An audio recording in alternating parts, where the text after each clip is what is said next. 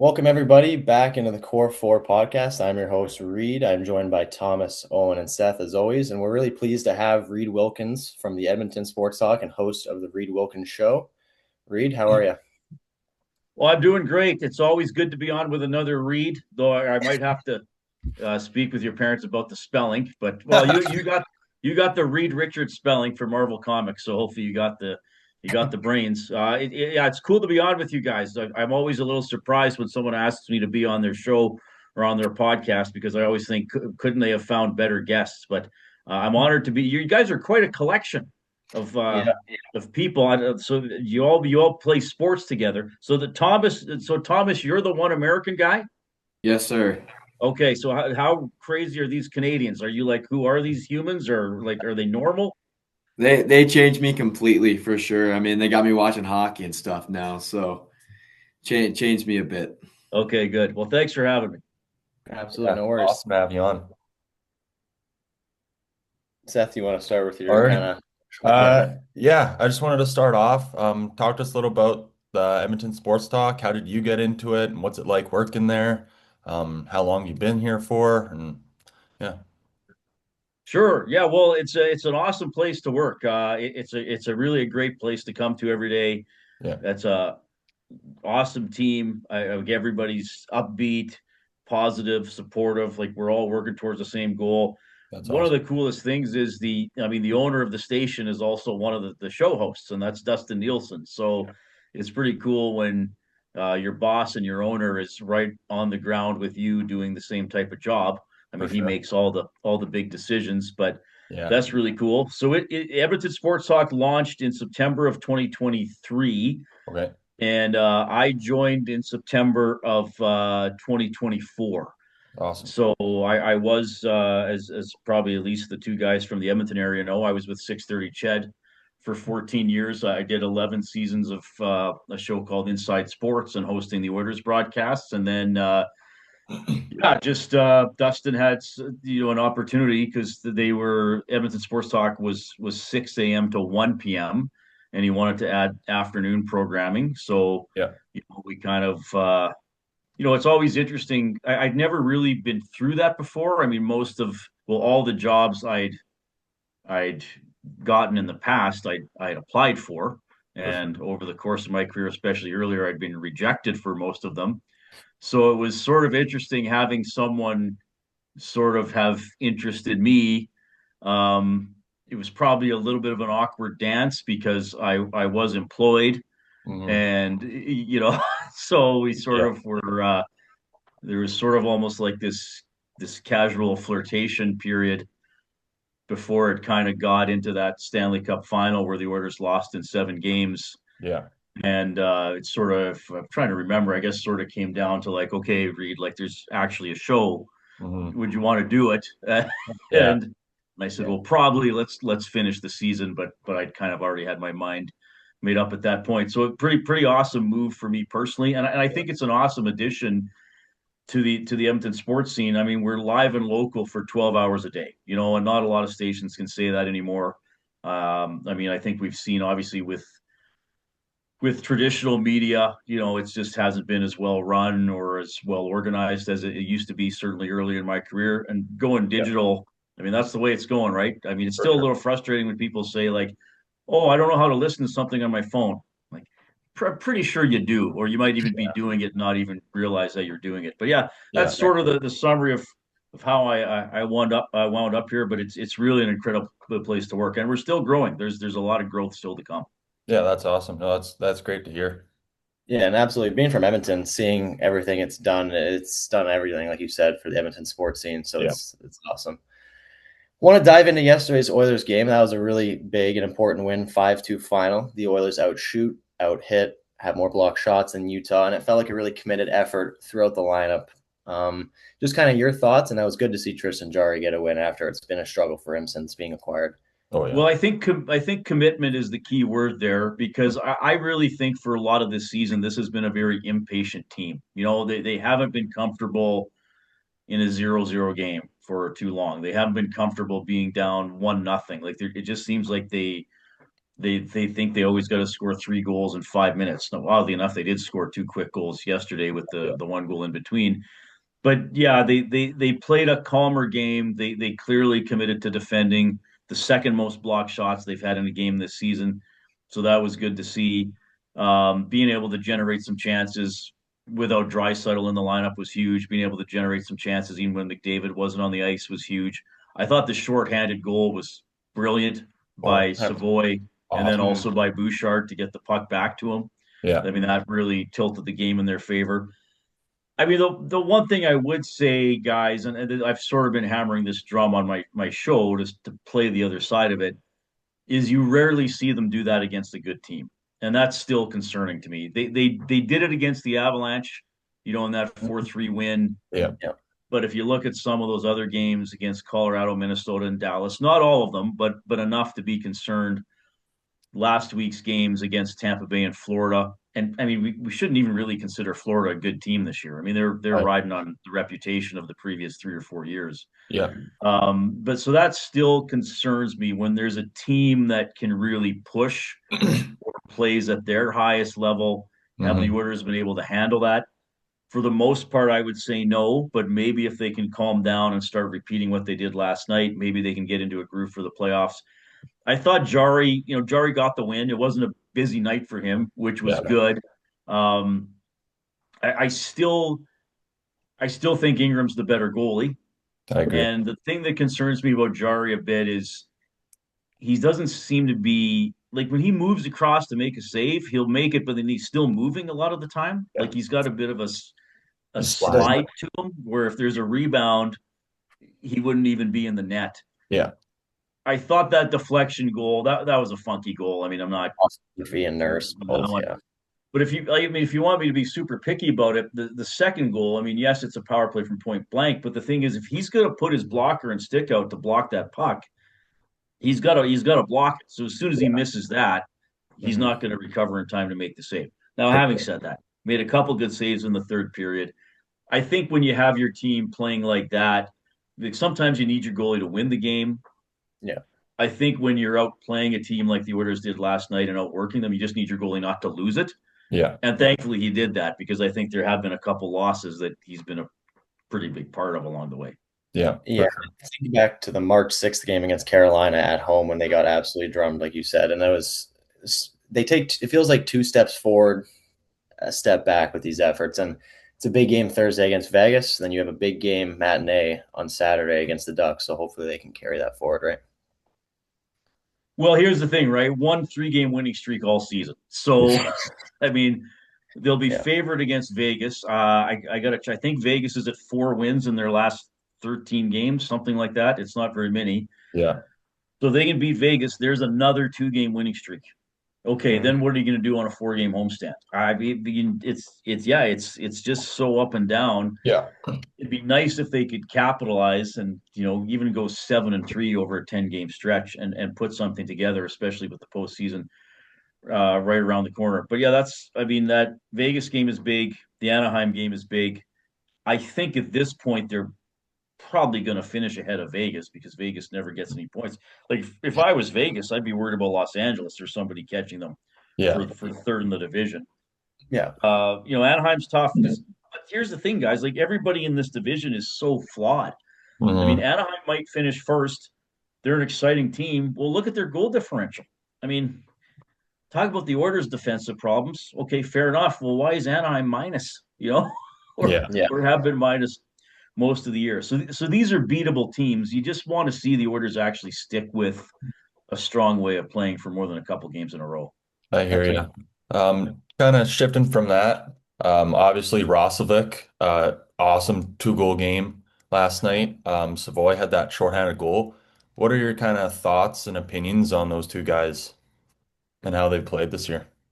Well, I think Roslovic is just a pure shooter, Yeah. right? I mean, he can score goals on shots that you are lower percentage for a lot of other players. I mean, even his first goal last night, it was a good passing play, Yeah. but I think usually goaltenders stop that. Now, Vamelka didn't have a great night either, but we've Mhm. seen we've seen Roslovic just sort of overpower goalies with his shot this season. For sure.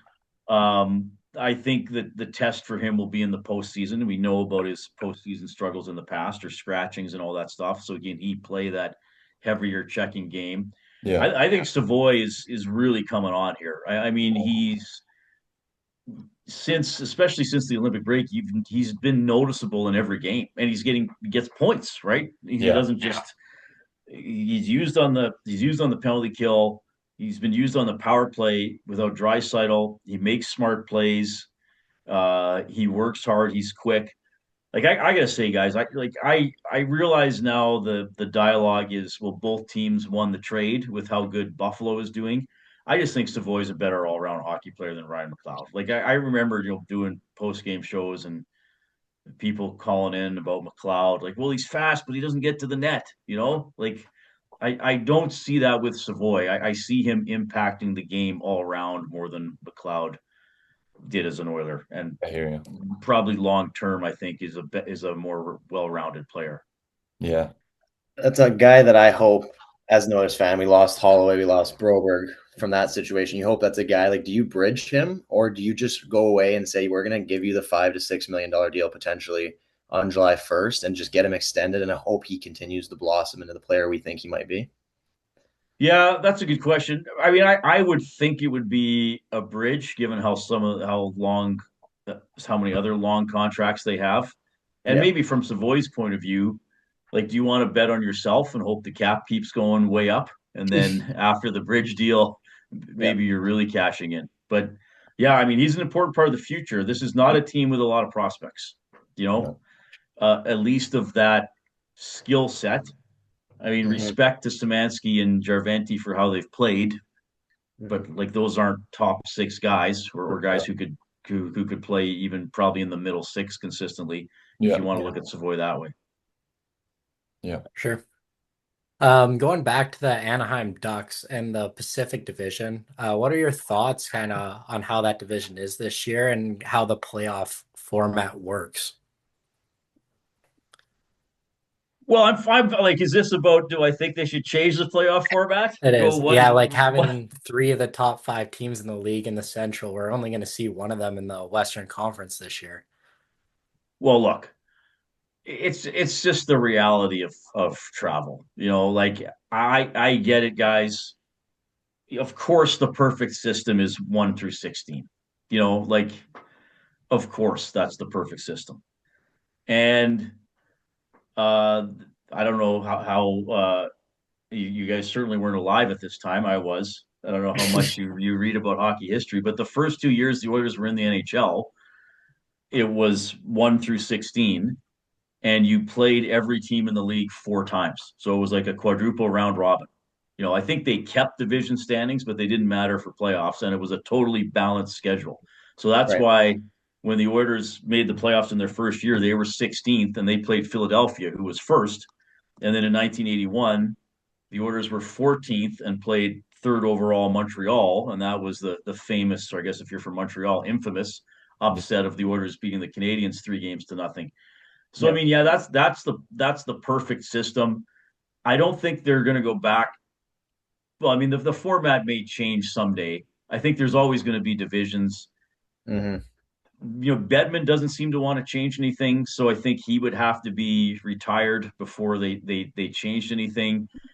And I do think that it seems they still like the value of there being divisional rivalries. So you play Calgary. Once they expand next year, you're going to play everybody in your division 4 times. Plus, might get a playoff series against somebody, right? So I think that is something they want to hang on to. I mean, yeah, it's the Central this year has 3 great teams, but like, what are you going to do? Like, they're still all in the West, so I get the argument. Well, only one of them is going to make the semifinal. Well, okay, they could be the top 3 teams overall. Only one of them is going to make the final. So even if you just did by East and West, That's I fair. just sort of live with it. I still think the top 16 teams make the playoffs. Maybe you don't always get the matchups that would be the most fair along the way. But I mean, to win the cup, you got to beat good teams. With the Pacific, I just think it's some teams that like it's interesting seeing these cycles, right? Because 8 or 9 years ago, the Oilers stuff stunk, and Anaheim and San Jose were at the top and would beat the crap out of the Oilers. And now it's then the Oilers went through their high end, and Anaheim and San Jose were terrible, and now they're building up again. But as I was talking about with Ducks, still quite flawed. Yeah. Still, some of their top guys are inexperienced, and the Oilers, don't have the same team that they've had the last 2 years, so they have some flaws. Mm-hmm. And then you look at Seattle, they've kind of been just a middling franchise ever since they joined the league. They had that one year they upset Colorado.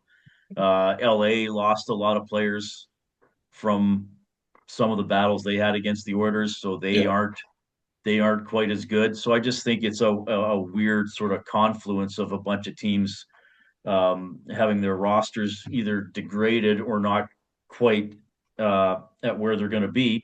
I mean, it helps Edmonton for sure 100%. because they might get home ice advantage with. I mean, let's face it, guys. The Oilers could. It's mathematically possible, probably unlikely, but possible. Like talking about the top 16 making the playoffs, it's not only mathematically possible for the Oilers to finish outside of the top 16 overall and make the playoffs. It's also possible for them to finish outside of the top 16 and have home ice advantage in the first round.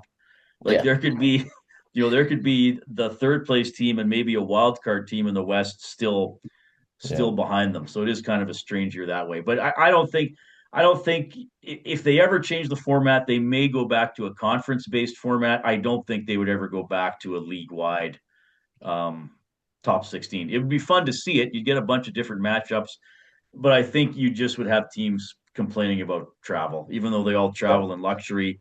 If Vancouver and Tampa Bay wind up in a first-round matchup and the Rangers and Islanders play each other, it would be such a discrepancy. Yeah. That's fair. So I'm going to pivot from hockey and ask you a football question here. I'm from Maryland, so I'm a big Ravens fan. I may not know the answer. All right. I was going to ask just how you feel about like the whole Max Crosby situation. Do you think he failed the physical, or do you think there was some shady stuff going on behind the scenes? I'm going to be honest with you, Thomas. I don't know enough about it to talk about it. So you're the expert there. I can tell you what I know about the National Football League. I cheer for the Seattle Seahawks, and from about the mid-November on to the beginning of February was one of the most glorious times of my life in terms of being a fan. Okay, I'm sorry for not answering your question because I really don't follow that close enough, so I'm not going to BS you guys. But I'll tell you this, there's been a couple times, I guess specifically with football teams, where I allowed myself to think, Reid, you better sit there and enjoy this because this team is very likely going to win it all. That happened in 2015 with the Eskimos. Now, I don't know if you guys are old enough to remember that or how closely you follow the CFL. I see Reid Lowe shaking his head. Let's go. They were 6-4. Mike Riley, stud quarterback, comes back from injury late in the Labor Day Classic, not enough to win. And then they win every game the rest of the way. And it reached the point by like they had this crazy game in Winnipeg. They were behind. Mike throws an interception with 2 minutes left. They get the ball back. Sean White hits a field goal at the end. I remember they had this overtime game against BC. They put it away with a Dexter McCoyle interception. And I remember the Grey Cup. They kicked off to Ottawa. Ottawa gets a touchdown. Ottawa kicks off. The Eskimos fumble. Ottawa gets a touchdown. It's 13-0, and the Esks haven't run an offensive play. And I'm watching for Mom and Dad, and I looked at my mom and dad, and I said, we're still going to win. It's just going to be harder than we thought. And they won. Yeah. And I got to admit, guys, with the Seahawks this past year, especially once they got Shaheed as the returner, which as a CFL guy, I love a team that embraces having a good returner and not a fair catcher, Yeah. Have you guys explained to Thomas the difference between no yards and a fair catch and why we like the return on the wide field? We've tried to explain some of this stuff. Yeah. So it reached the point where I was like, they're probably going to win the Super Bowl. And then when they beat the Rams on that Thursday nighter when they're down 16, and there was that weird review on the 2-point convert where I think Charbonnet just picked up the ball for the heck of it and they gave him the points. I was like, things are happening here. They're going to win. So Thomas, that was a total non-answer to your question. I work with a very committed Baltimore Ravens fan. Matthew Owanek, who was how did they miss the playoffs on the missed field goal against the Steelers? Am I remembering correctly? Sure did. Yeah, I knocked him out, unfortunately. I'm sorry, buddy. I'm really sorry. It's all good. It's for the better, probably. Got a Harbaugh out of there, so. But yeah, I was happy to see Trevor Harris get his first ring in the CFL, and well, it was a huge performance from AJ Ouellette and Tommy Stevens in that Grey Cup. So yeah, Yeah, I have trouble feeling good about anything positive that happens to Saskatchewan Roughriders. So that's, you're gonna have to forgive me for that. fair But enough. yeah, when it's you got to remember, you guys know what Rider Nation is like. Mm-hmm. So Thomas, picture somebody who's a Yankees and a Cowboys fan, but even more annoying. Okay, like even I don't know how that's possible. But yeah, I worked in Lloydminster for the first 7 years of my career, so I got exposed to a lot of Rider fans. They have a lot of passion, not always a lot of logic, but a lot of passion. Yeah. So I have another hockey question for you here. International hockey has obviously been like a big reason I've gotten into hockey, foreign nations, Olympics, and stuff like that. Do you think those international tournaments like push the game of hockey out? And how do you feel like the impact of those games are helping build like around the NHL? All right, Thomas, that question I can answer, and I have a lot of thoughts on it. So thank you for that one. First of all, I think international hockey, those words together, is a bit. Would paradox be the right thing? You guys are in university; you would know better than me. Like those are conflicting terms because hockey is not actually an international sport. Mhm. Yeah. Like the World Cup is truly like international. Yeah. This year, obviously Canada, the States, and Mexico are hosting it. Well, what are we up to? 48 teams now? Would it be unreasonable to say 20 of them could win it? Maybe. Yeah. Like sure, Yeah. there's a few favorites. I mean, I'd like to think Canada's actually going to get an elimination game or two this year. We'll see. I mean, hockey's not the same way. You look at the Olympics. I mean, come on. Were France and Italy going to win a medal? Even Never. Germany with Leon and Stutzla, like they would have had to play lights out to make a semi and then have a shot probably at bronze. Yeah. So now, do I think these tournaments help hockey internationally? I think they continue to help hockey in the places where hockey is already popular, Hmm. but I don't think that's a bad thing for Canadian fans and American fans and Swedish fans to see best on best.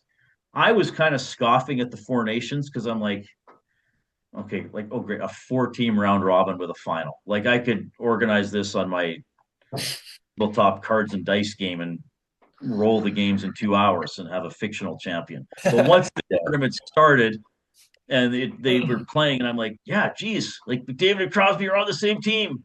And look how good the States and Sweden and Finland are. I was pretty into it.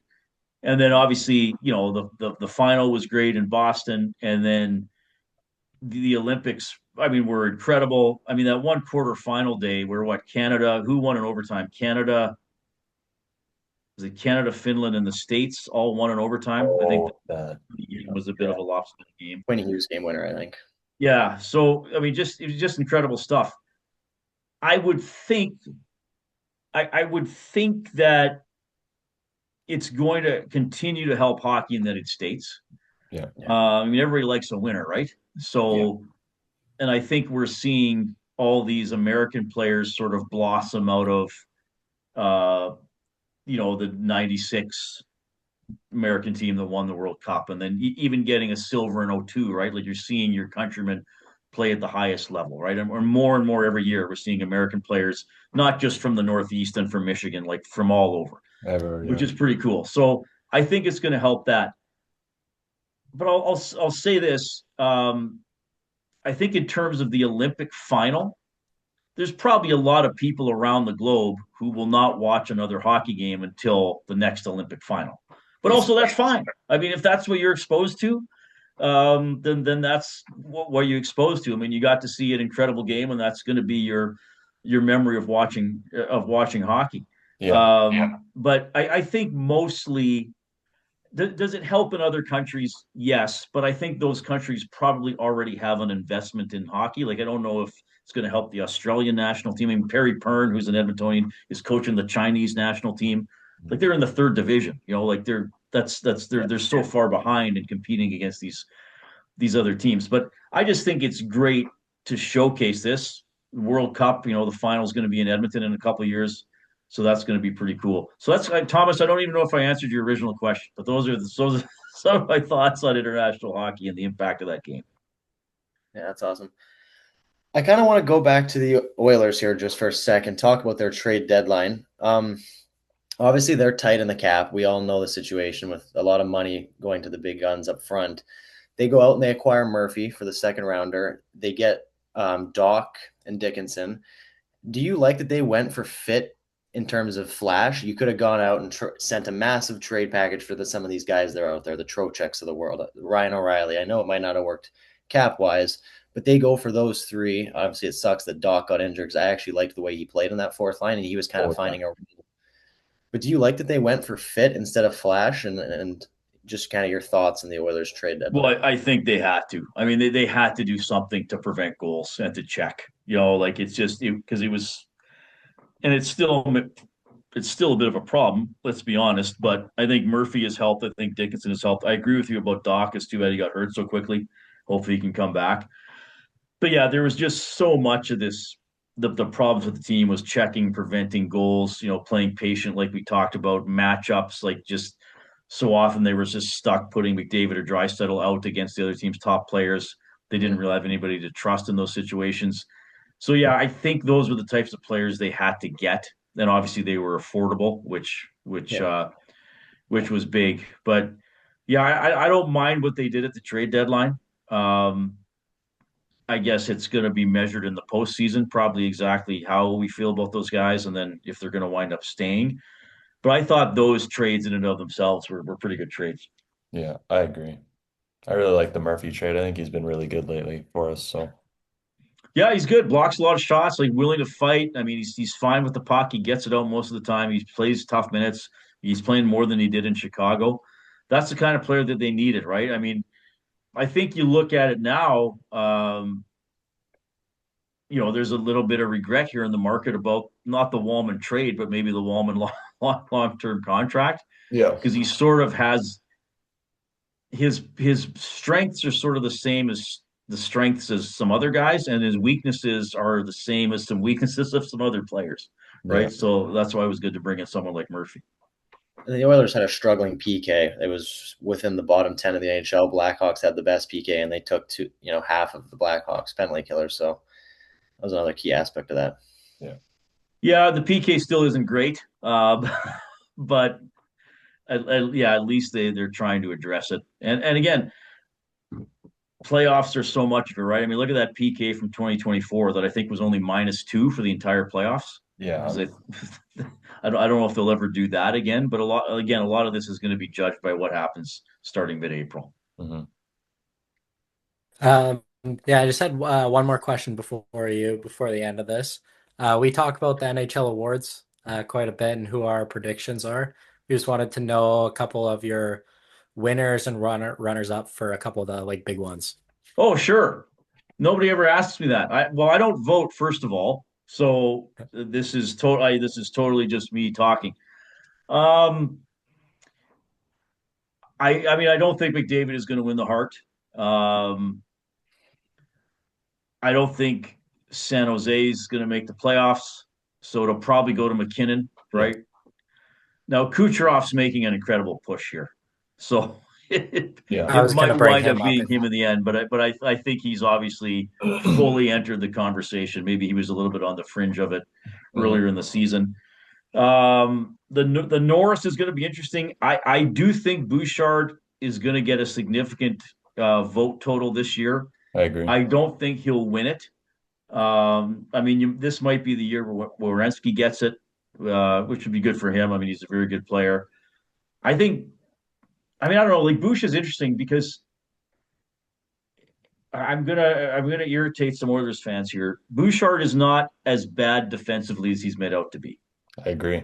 Yes, he has struggles. Yes, sometimes he makes an eye-popping mistake, but how many times does he just go back and get the puck and just get it out, and you never even have to think about it, right? Yeah. And obviously, the point total this year is going to be better than ever, and it's going to be pretty hard to ignore.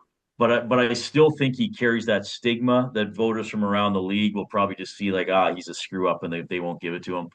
So I wonder if it's going to be Werenski there. I mean, the thing about Makar is he's incredible, but I think it's kind of like, well, he's been better in other years, even though Colorado's really good. Coach of the year to me is going to be one of the more interesting ones because Buffalo has risen from the ashes. You got Lindy Ruff there. Quenneville is always a popular choice or a popular guy to think about, and he's done really good things in Anaheim. Yeah. I mean, if Colorado wins, 60 games or whatever, that it's going to be hard for Bednar to be ignored. And then you got Gulletson in Dallas. I mean, they already had a good team, but it's his first year back there. Who else am I thinking of here? I mean, Cooper is always a candidate. I don't know if he would win it this year, Yeah. but to me, that's going to be really interesting because the Lindy Ruff story is sort of hard to ignore, right? Because it's not just that he turned them around; it's that they sucked. Like they were Buffalo. They Yeah. were normal Buffalo until December 9th or whatever the day was. And then they Yeah. hardly lose since then. So it's not just that he turned them around from last season. He turned them around from the first 7 weeks of this season, Yeah. Yeah. which is pretty incredible. So that's why he might win it. What else am I touching on missing here? The Vesna. That's going to be a fun one. Like, I wonder if it just winds up going to Vasilevsky, right? Because he plays so much. Yeah. Um, I mean, I know the Lumberyard guy's got good stats in Colorado, but Vasilevsky plays a ton of games. Who else is up there? Ilya Sorokin, maybe. I mean, the Islanders have kind Yeah, of seen them, but maybe they're an interesting. And I wonder if Patrick Waugh might get some Coach of the Year votes too, right? I mean, there's a lot of candidates there, yeah. but I wonder if it's just going to go to Vasilevsky because, like, well, he's very good, but it's the days of like the Marty Brodeur era when they play like 68 games, are sort of gone. So like nobody really carries a huge load. And as you guys have seen, like the save percentage are really starting to come down, right? Like you look like 903 is pretty good nowadays, and that used to be a little bit below average. So I think Vasilevsky is still up there in that one. I think I kind of touched on the major ones. I'm not Yeah, going to give you my Selkie pick. I don't know. the Calder seems all but wrapped up with how good Matthew Schaefer's been and how Oh yeah, dynamic. that's a good point. Yeah, I'm not. Yeah, that might be unanimous. So, Yeah. what is he played almost 32 minutes? Was that last night or the night before? Yeah. Last night, I guess. Yeah. Yeah, I think he's fantastic, and I wonder if Canada had a do-over. Maybe they go back and they regret not taking him. But I mean, he's going to be wearing the Maple Leaf for the next decade plus. So Yeah.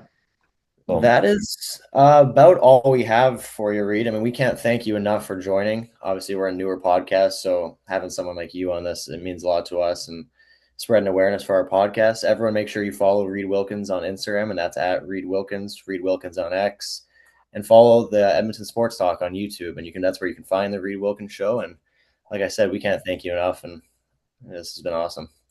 yeah. Well, thanks for having me, guys. It's really cool to connect with you. I appreciate just being asked. Thomas, thanks for welcoming these guys and putting up with them. And then you can say you asked me a question that I just couldn't answer, so I BS'd for 5 minutes. Thank you for coming. It was great talking to you.